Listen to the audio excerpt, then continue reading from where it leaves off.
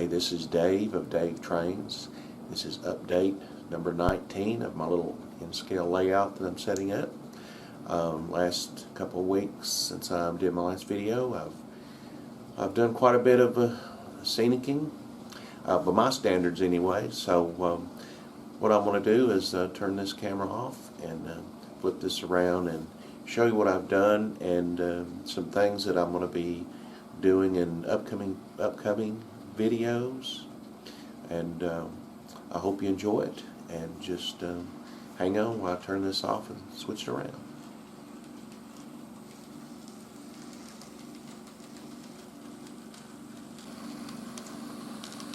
Okay, the main thing that I did this past couple weeks is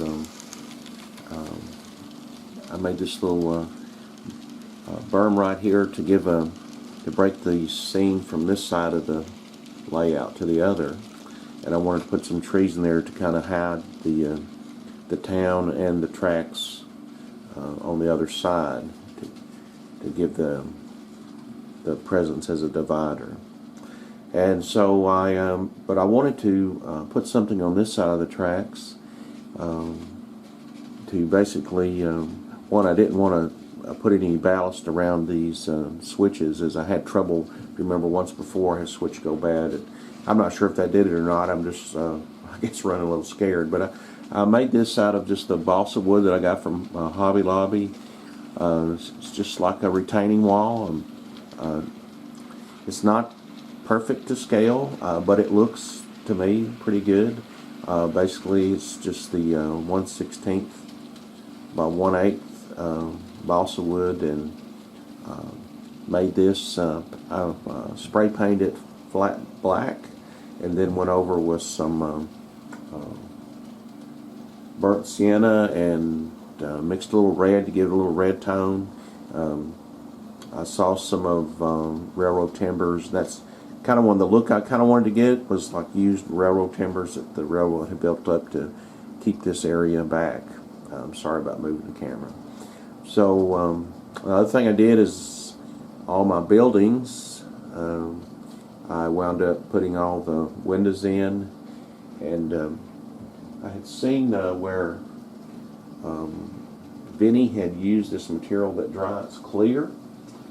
This material right here, if you can see that, it works really good, and it actually, I used it on the wood, and it glues the wood pretty good too. So, and it doesn't really leave a mark that you can tell it's wood glue or anything, and then you can paint over it. So that's a pretty good tip that I saw in one of his videos, and worked out really well.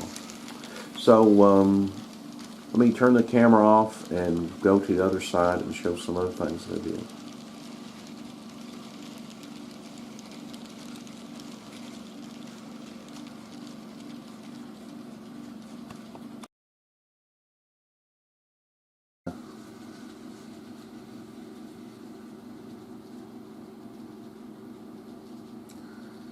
Alright, this is the third time I've done this, because every time I come over here blithering away, I don't have the camera recording. So it is on this time, so we'll see if we can get it straight. So the little town area that I'm working on, I got the area between the industrial park and the town scenic a little bit. Got my water tower up. Got some trees over here to help, basically a scenic break. I don't know if that's the correct term, between the two areas. Not sure if this is how I'll set the town buildings up. I definitely want to get some more, slowly but surely, and I like these design preservation models, and I think if I keep one style through the whole thing, it'll look pretty good. But you can see, if you look down here the street, you can see it kind of blocks the view, so to speak, from the other side of the tracks, and that's kind of what I wanted. I wanted that separation between the two, since it's using a common area running on both sides. And I do have room that I could put down some more material for roads and extend that. down a little bit further if I wanted, or on down this way. But I got quite a bit done, and continue going to work on this area and the industrial park where I keep on moving. I definitely have all the track to basically go all the way around on both tables, just to have a long running train, but right now I want to continue on this. So I'm going to turn this off and go back to the other side and discuss some things that are going on that I plan on doing. So just bear with me and we'll be right back.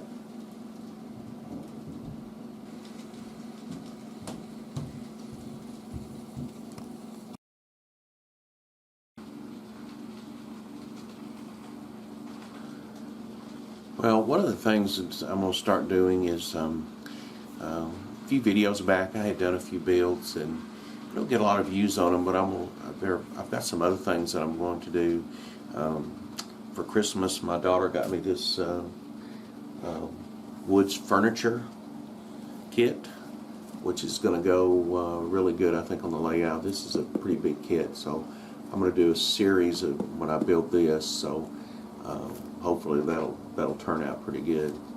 But one thing I wanted to know, some comments on, people give me any ideas, is the fact that when I had this kit, which is the Trackside Service kit, this kit right here, and when I was trying to paint, I was trying to do red brick, even though I washed everything, I primed this like I always do, either in just the cheap, it's usually Rust-Oleum or Krylon paint you get from Walmart.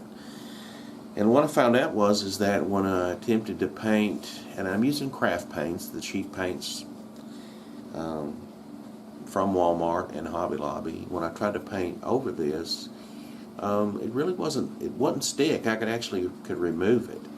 And after getting frustrated, I decided I happened to have a yellow paint. It's more of a military, I'm not sure what the name of it is, but it's just, spray paint. So I spray painted that. It's model paint. And then when I was painting the doors, I wanted to give them a wood look, which this turned out pretty good, but here again I had a lot of trouble getting the paint to stick to that. And if anybody's got any suggestions, I'd appreciate it. This building comes with two parts, and I'm not sure if I was going to use this part for the office. I was thinking about making this a separate building for my town scene.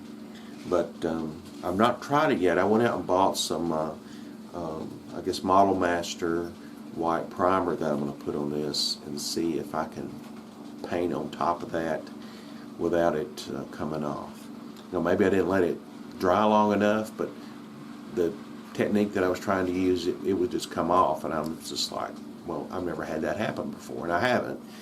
I don't remember it happening on these other buildings many years ago, and then the videos where I did this old model kit, the paint went on, and I was able to get the white mortar between the red brick look. I got that, and even the old building that I wound up trying to salvage, I didn't have that trouble either. Now, it had been painted for a long time, probably 20 years, so I really don't know. So if anybody's got any suggestions or comments on painting and priming these kits, I would greatly appreciate it. So right there, that's what got going. I feel pretty good on what I've accomplished in 2 weeks, and like I said, I want to continue to work on the town scene. I've got the basic track to complete this U-shape that I want, but since I don't really have a track plan, I'm kind of going, as I go along and deciding.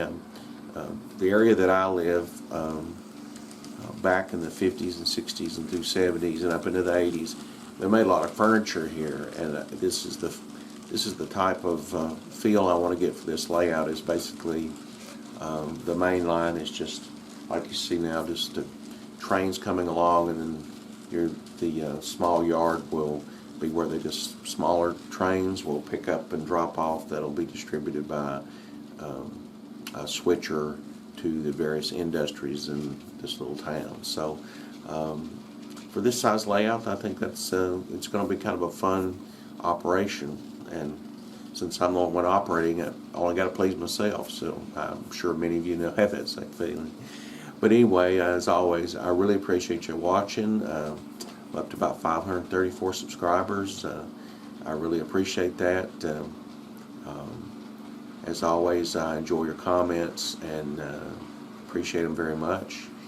And as always, thank you for watching, and you have a great day. Talk to you later. Bye-bye.